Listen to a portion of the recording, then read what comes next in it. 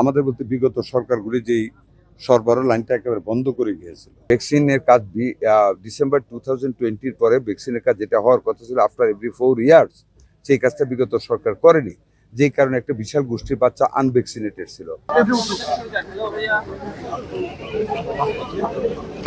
আমরা স্বাগত বক্তব্য শুরু করতে যাচ্ছি।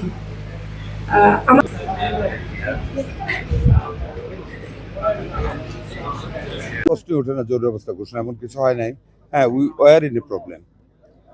বিগত সরকারগুলি ব্যর্থতার কারণে আমাদের সরবরাহ লাইনটা দুর্বল ছিল।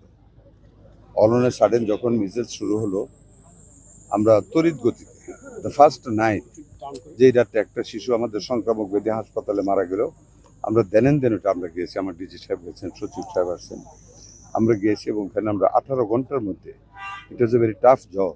এরপর আমরা একটা আইসিইউ ওখানে খুলেছি। পরবর্তীতে বাংলাদেশে অনেক জায়গায় আমরা ভেন্টিলেটর দিয়েছি, যেটা খুব দরকার হয়।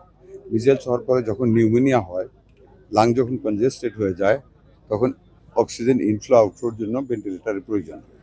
আমরা সেই ভেন্টিলেটর দিয়েছি।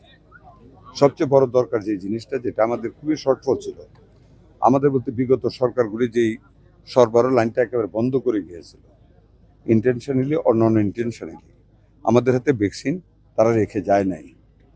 আমরা ইউনিসেফের সহযোগিতায়, গ্যাবির সহযোগিতায়, ওয়ার্ল্ড হেলথ অর্গানাইজেশনের সহযোগিতায় সবচেয়ে বড় উপকৃত হয়েছি যে করোনাকালীন অব্যয়িত একটা টাকা ছিল 604 কোটি, আর একটা 419 কোটি। এই টাকাটা আমরা হাতে পেয়েছি।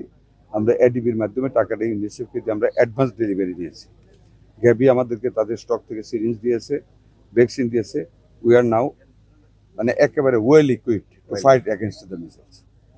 আমরা এই মাসের 5 তারিখ থেকে আমরা 18টি জেলা, যেটা 18টা জেলা চিহ্নিত করেছি ইউনিসেফ ওয়ার্ল্ড হেলথ অর্গানাইজেশন, যেগুলিতে মিজেলস বেশি।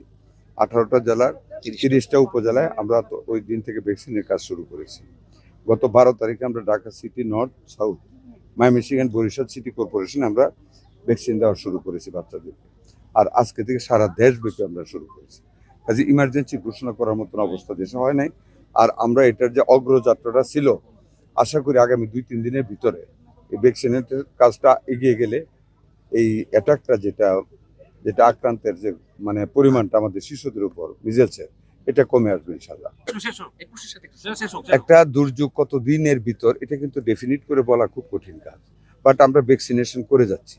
ভ্যাকসিনেশন যখন আমরা when we'll be able to cover the majority of the children, automatically এটা কমে আসবে।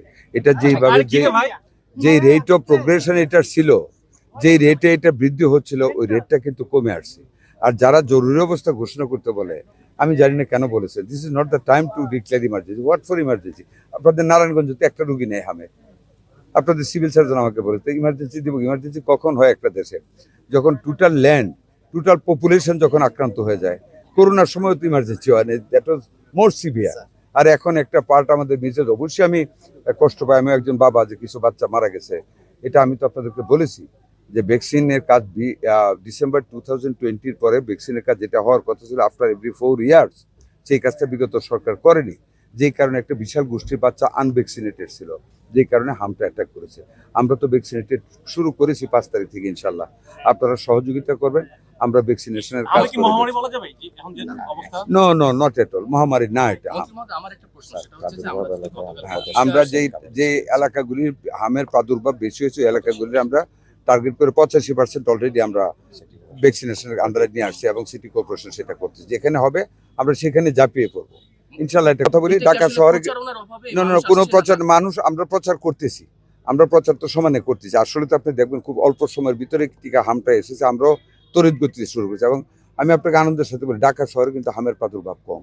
ঢাকাতে যে রুগী আপনারা ডেলি শুনানি সব কামিং ফ্রম মানে ভিলেজ এরিয়া, মানুষ আতঙ্কিত হয়ে গেছে, হাম হলে মারা যাবে, সব হ্রাস করতেছে ঢাকায়। হামের ঢাকাকে, তবু আমরা ঢাকাকে যেহেতু একটা ডেন্সলি পপুলেটেড সিটি, আমরা কাভার করে ফেলতেছি। ঢাকাকে আমরা শুরু করেছি 12 তারিখ থেকে, ইনশাল্লাহ আপনারা সহযোগিতা করবেন। ইটস নট এ মহামারী। এখানে ইমার্জেন্সি যারা বলে, তারা আমি জানি না কেন বলে, with all regards to them, এরকম বলা উচিত হবে না। যখন আপনি চূড়ান্ত কখন বলবেন, যখন মাস পপুলেশনকে যখন অ্যাটাক করি, যে আপনার নারায়ণগঞ্জে ঢাকার কাছে হাম নেই, এরকম অনেক জায়গায় নেই। আমরা ঢাকা শহরের রুগীগুলির যখন ঠিকানা নেই, পার্টিকুলার্স নেই, তখন দেখা যায় নেইবারিং যে ডিস্ট্রিক্টগুলি এদের পেশেন্ট কম, দূর দূরান্ত থেকে বেশি পেশেন্ট আসতেছে। এটাকে মহামারী এখন বলে। ইকুইপমেন্টস হাসপাতাল আছে, বাট পর্যাপ্ত আমি বলবো না।